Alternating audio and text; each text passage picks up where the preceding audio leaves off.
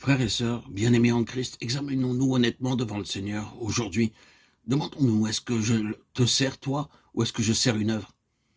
Mon service s'exerce-t-il devant toi ou seulement pour la maison? Si vous produisez beaucoup de sueur, alors vous pouvez en conclure que c'est la maison que vous servez et non pas le Seigneur.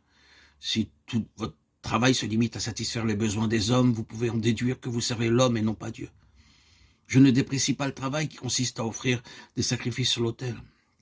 C'est une œuvre pour Dieu et quelqu'un doit le faire. Mais Dieu veut quelque chose qui aille au-delà. Dieu ne peut pas s'assurer le service d'un grand nombre des siens, car peu sont disposés à laisser de côté les sensations agréables et l'excitation qui surgissent de la cour extérieure. Ils ont un réel penchant naturel pour servir les autres. Mais qu'en est-il de nous? Alors qu'aujourd'hui, nous puissions dire au Seigneur, je désire délaisser les choses, je veux renoncer à l'œuvre, je veux abandonner le parvis extérieur pour te servir, toi, Dieu, mon Seigneur, dans le lieu saint de ton sanctuaire. Dieu a choisi les fils de Tsadok parmi les Lévites pour le servir de cette manière, car il n'a pas pu disposer de tous les Lévites pour ce service particulier. Pourquoi a-t-il sélectionné les fils de Tsadok? Parce que lorsque les enfants d'Israël se sont égarés loin de lui, ils ont reconnu que le parvis était irrémédiablement corrompu. Ils n'ont pas essayé de le préserver, mais ils ont tout fait pour sauvegarder le caractère du lieu très saint.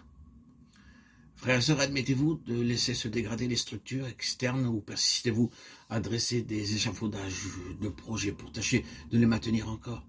C'est le lieu saint que Dieu veut préserver, un espace entièrement mis à part pour lui, un domaine où le standard est absolu.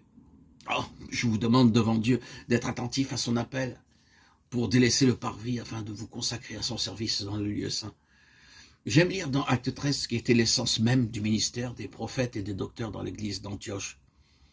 Pendant qu'ils servaient le Seigneur et qu'ils jeûnaient, le Saint-Esprit dit « Mettez-moi par Barnabas et Saül pour l'œuvre à laquelle je les ai appelés. » Nous avons dans ce passage le principe qui gouverne l'œuvre de Dieu dans la dispensation du Nouveau Testament. Le Saint-Esprit ne confie une œuvre qu'aux hommes qui servent le Seigneur. Il y aura du mélange et de la confusion dans l'œuvre si nous ne sommes pas gouvernés par ce principe qui consiste à servir Dieu.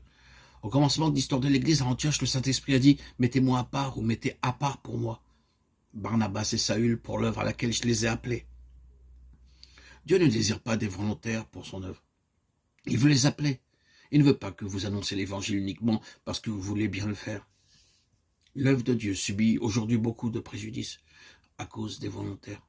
Elle manque de ceux qui peuvent dire « celui qui m'a envoyé ». Oh, frères et sœurs, l'œuvre de Dieu, c'est la propriété de Dieu, et non pas une œuvre que vous faites à votre gré. Ni les églises, ni les sociétés missionnaires, ni les groupes évangéliques ne peuvent envoyer des hommes dans l'œuvre de Dieu. L'autorité requise pour mandater des hommes n'est pas dans la main d'autres hommes, mais uniquement entre les mains de l'Esprit de Dieu.